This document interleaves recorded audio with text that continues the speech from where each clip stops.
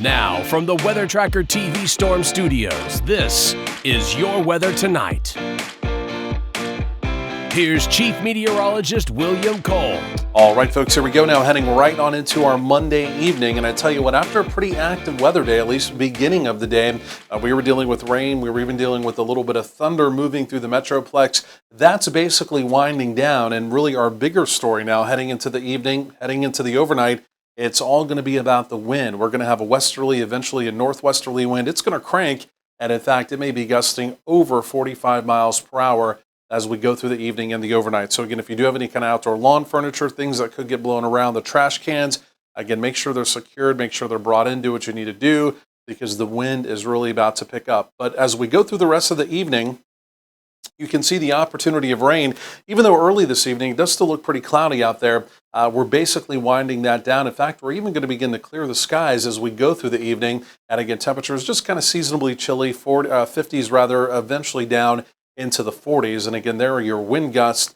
You can see through the evening, winds gusting near or over 30 miles per hour. So what do we do this afternoon?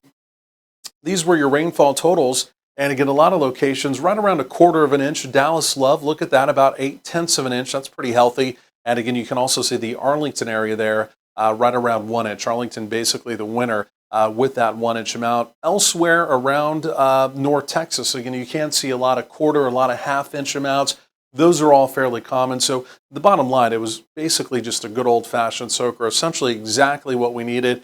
We didn't have any severe weather. In fact, we really just had a few claps of thunder, lightning and thunder, and that's really about it. The rest of it was generally just, again, rain as it did move on through. But again, now on the flip side of things, as the storm system is now moving through, we're kind of getting now more on the back side of it. And this is going to be our concern now heading through the evening and the overnight. It is this wind advisory. And again, like I mentioned, winds easily could be gusting near and over 40 miles per hour, again, especially the deeper we get into the overnight.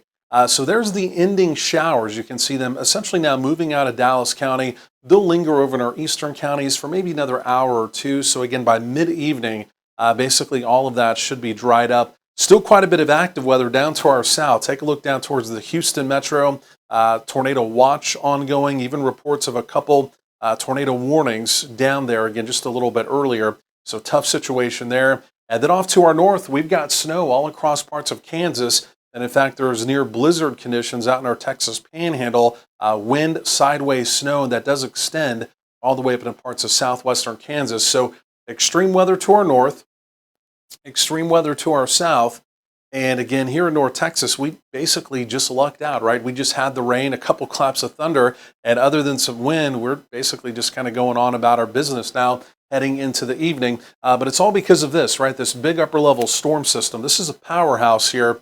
And so again, this is still now kind of translating through our area. Again, it will continue to push off to the east. Eventually on the back side of it, very late tonight, it will bring a cold front, and that will set us up for a chillier day as we get into tomorrow. Now, speaking of chillier, we're still watching for the end of this weekend, Sunday into early next week. There's some real deal Arctic air. There's some real deal Siberian air, the coldest air on the planet, currently up across parts of Canada. And again, we're still getting good indications that's going to cut loose and really come down into the lower 48. The way it looks right now, again, on Sunday, an Arctic front will be moving through the area. And there may be an opportunity of some precipitation around as well. The devil's in the details. I think it's just still a little too early to get too caught up in all of that. But the bottom line is temperatures are going to be trending down. And again, there could be some wintry weather too. So we're going to really keep you up to date on that over the next several days. Otherwise, could there be a clap or two or thunder as that showery activity ends in our eastern counties? It's not impossible. But again, we're really just not expecting any rowdy weather. Again, in North Texas, there it is. You can see we're clearing the skies by late evening into the overnight. And again, that's going to set us up for a pretty chilly overnight, right? A lot of locations here at or just below freezing. There's your ending shower chance in our eastern counties. And even locally, here in the Metroplex, rain chance is basically done. And so then as we go through tomorrow, again, chillier with a northwesterly wind, highs in the upper 40s generally around the area. We are completely dry.